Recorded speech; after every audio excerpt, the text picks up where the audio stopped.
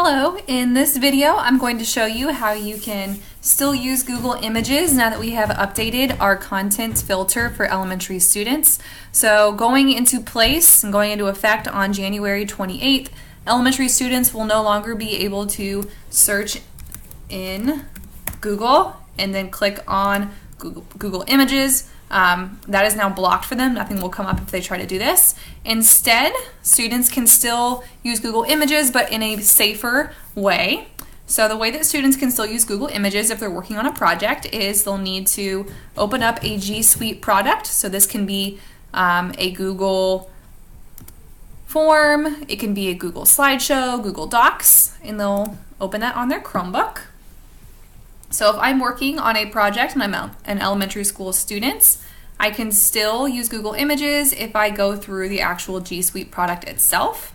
So I open up my project, I'll click the Insert button, an image comes up, and I'll do Search from the web. And all of the pictures that come up through a Google image search through Google Docs and Slides or any G Suite tools are images that are approved for reuse modification, so students are allowed to use them in their projects, and they're vetted so they're more appropriate for our students. So if I'm looking, I can find a picture, go with this one, and then I click Insert, and now I can click it and resize it. If I wanted to do this in Google Slides, could also do that as well.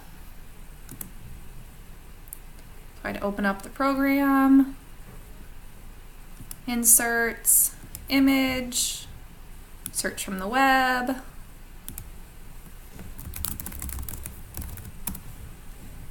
and I could insert my picture and resize it if I need to. And that's how students can still use Google Images, but in a safer way.